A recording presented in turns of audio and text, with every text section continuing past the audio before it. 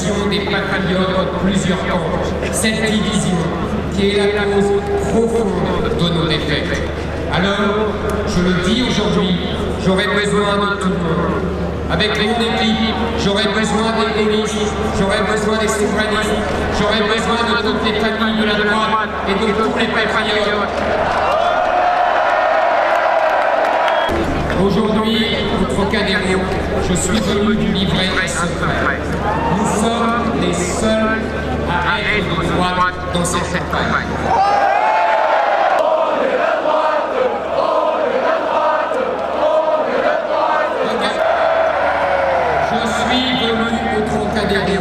Pour remercier la France, ce pays qui m'a tout donné, qui a accueilli ma famille, qui m'a offert sa culture.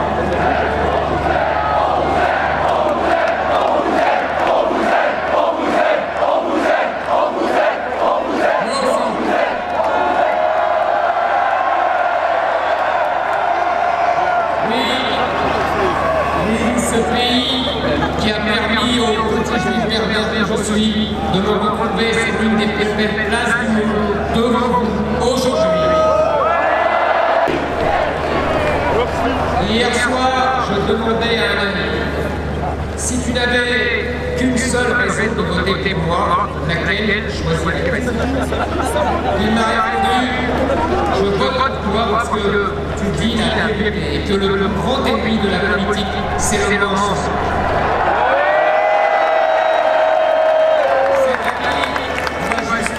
Nous sommes le vote de la vérité. La vérité est difficile à dire, la vérité est difficile à entendre, la vérité est difficile à admettre, mais la vérité, rien que la vérité, toute la vérité. Je me battrai pour la reconquête de notre identité, je me battrai pour la reconquête de notre prospérité, pour la reconquête de notre puissance, de notre sérénité, de notre pays.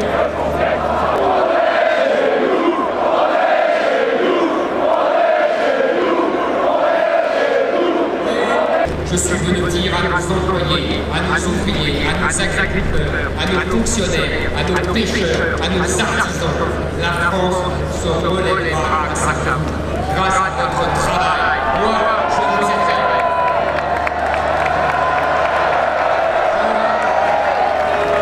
Je voudrais un État qui cessera enfin d'être dur avec vous quand il est si faible avec ceux qui ne travaillent pas.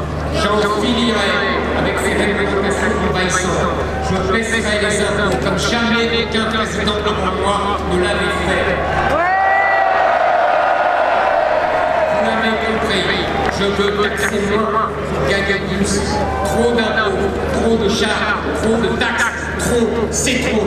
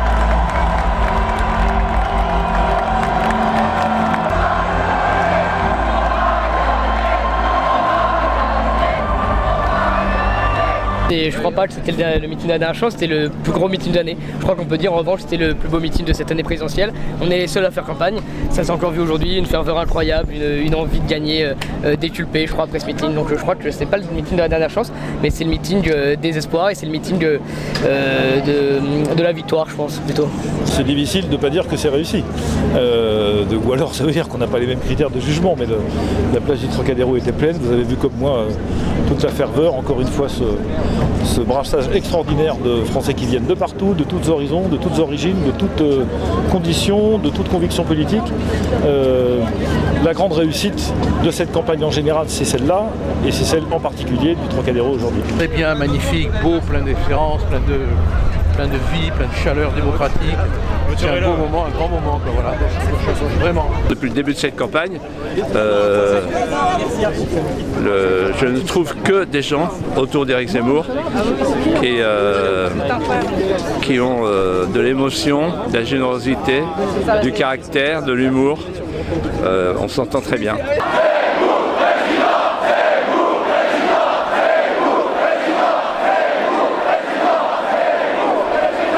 Éric Zemmour est en train de réussir ce que personne avant lui n'avait voulu faire, essayé de faire et réussi, c'est-à-dire le rassemblement, comme il a dit tout à l'heure, de tous ceux qui sont attachés à la France. Marine Le Pen ne le fait pas parce qu'elle ne veut pas le faire, les autres non plus. Éric Zemmour le fait et c'est pour ça que beaucoup de monde et tant de monde le soutient. Je suis dans une campagne électorale, j'y suis jusqu'à 19h59 le soir du premier tour. Et à 20h, nous aurons la nouvelle de la présence d'Éric Zemmour au second tour, donc aucune autre question ne m'anime pendant les 14 jours qui viennent. La volonté de faire en sorte que la France reste la France, parce que c'est ça qui est la question centrale de la campagne électorale et de l'avenir. La question a été posée encore une fois il y a quelques jours sur la question sur le sujet de la remigration. On se rend compte que visiblement une majorité de Français comprennent cette thématique et ressentent la même volonté, le même besoin. Donc il n'y a pas de raison de changer de pied. Cela étant dit, le sentiment de beaucoup de nos compatriotes, c'est que, comme l'a dit Éric Zemmour au début de la campagne, vous vous souvenez sans doute de cette phrase, l'immigration n'est pas la cause de tous nos problèmes, mais elle les aggrave tous. Et je pense que c'est ça qui est fortement ressenti par la population française, et c'est la raison pour laquelle nous déployons ce que nous disons depuis le début, fidélité à notre tradition, à notre civilisation, à notre pays, et attention particulière à tous ceux qui sont fragilisés par les circonstances de la vie. Nous faisons ça depuis des mois et nous continuerons pendant 14 jours. Monsieur Zemmour a fait un très beau discours, il aime la France. Or, aux surprises, nous voyons qu'il existe encore des Français qui aiment la France. Et ce que je peux vous dire en conclusion, c'est que le combat est déjà gagné. Parce que ce qu'a fait monsieur Zemmour depuis 6 mois, il a libéré la parole. Aujourd'hui, nous n'avons plus peur de parler de certains sujets que nous n'osions plus évoquer, sauf à prendre des coups, et j'en ai pris beaucoup. Mais aujourd'hui, on peut parler des choses sans avoir peur. Donc le combat est déjà gagné sur le plan idéologique. Il a beaucoup insisté sur la vérité. Et c'est vrai que la vérité est difficile à dire et à entendre. Mais lui, il a le courage parce que le moment était venu, parce que les Français n'en peuvent plus d'être ainsi cadenassés dans leurs pensées, dans leurs désirs, dans leur espoir. Et donc le moment est venu et c'est déjà gagné. De toute façon, c'est gagné pour moi. Honnêtement, il a dit une chose très vraie. En fait, il est le seul de droite, il est le seul à s'opposer à M. Macron. Et je pense que déjà pour le débat, ça serait d'un autre niveau. Et déjà, on aurait un débat qui serait intéressant, alors que tous les autres seraient fallot. Voilà, donc moi, je souhaite ce débat-là. Et je ne suis pas sûre que dans ce débat-là, à contrario de ce que disent les sondages, je ne suis pas sûre que M. Macron gagnerait, voyez-vous. Je pense que M. Zemmour battrait M. Macron au deuxième tour.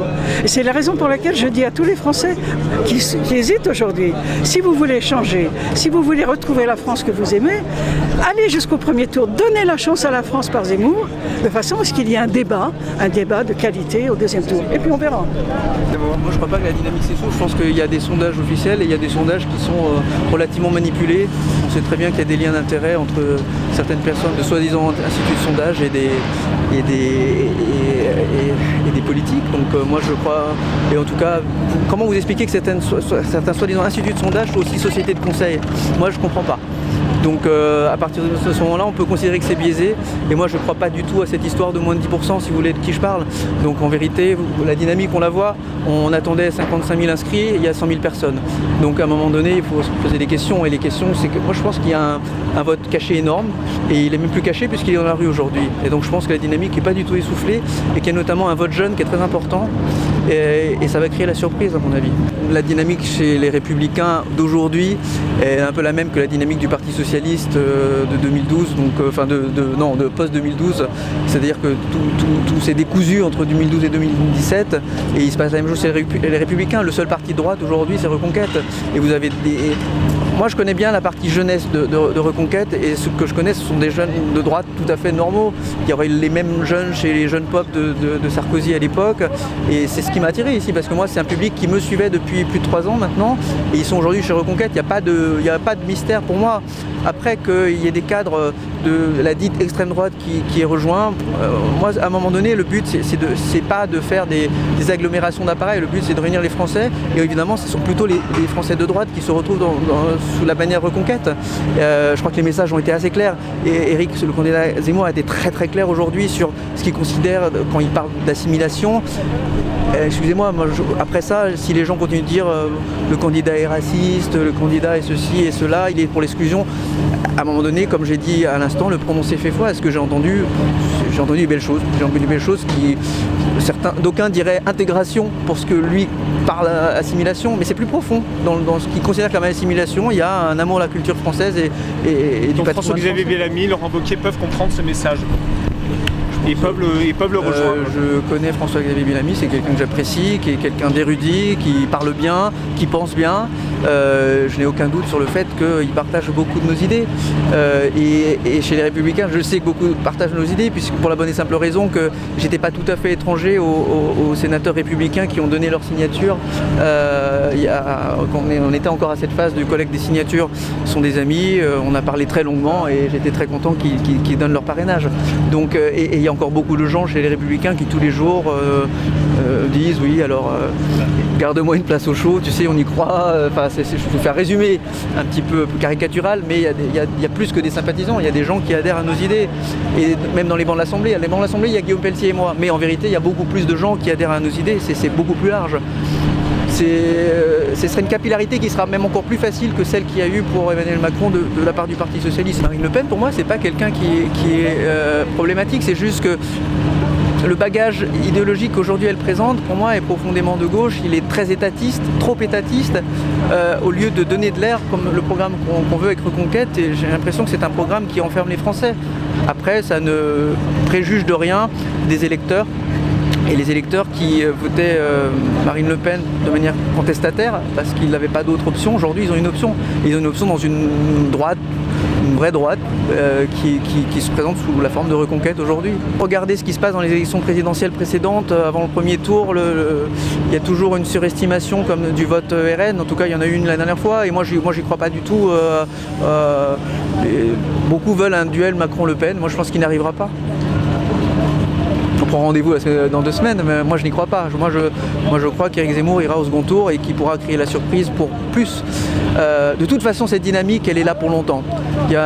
C'est l'épuisement d'un punching ball qui est constitué, heureusement ou malheureusement, je ne sais pas, par la famille Le Pen. Et il faut bien qu'on sorte de cette ornière à un moment donné. Je veux dire, les gens de droite, jeunes ou moins jeunes, ont le droit de s'exprimer et d'avoir un candidat. Il n'y a pas de mal à ça. Et je pense que d'avoir une espèce de centre mou comme ça, où tout le monde fait semblant d'être d'accord avec tout le monde, c'est pas bon pour la démocratie. On a besoin d'une diversité des opinions, et elle est respectable. Quand quelqu'un de gauche il émet des idées de gauche, moi je le respecte. D'autant plus que j'ai un environnement qui est très lié à la culture, j'ai un environnement de gauche, donc je le comprends. Mais il faut que ces idées aient le droit d'exister, que les idées de droite aient le droit d'exister. Donc je ne vois pas pourquoi aujourd'hui on voudrait condamner en permanence les idées de droite, d'autant plus quand elles sont exprimées de la sorte, comme elles ont été exprimées aujourd'hui. Et j'ai rien vu de... Ce discours était beau, je l'ai trouvé très humain, très humaniste. Vous, la presse, vous commettriez une grosse erreur en pensant que l'élection est jouée. Le faux plat, il est dû au fait que les thématiques d'Éric Zemmour n'étaient plus centrales, puisqu'on était sur la guerre, on était sur le Covid, etc. Mais dès que les thématiques redeviennent centrales, ce qui va peut-être être le cas dans les 15 prochains jours, alors Éric Zemmour refait la course en tête. C'est probablement ce qui va se passer. En tout cas, ce qu'on peut dire aujourd'hui, c'est que c'est un formidable accélérateur. Moi, ce que je pense, c'est qu'il y a eu un avant Trocadéro et il y aura un après Trocadéro.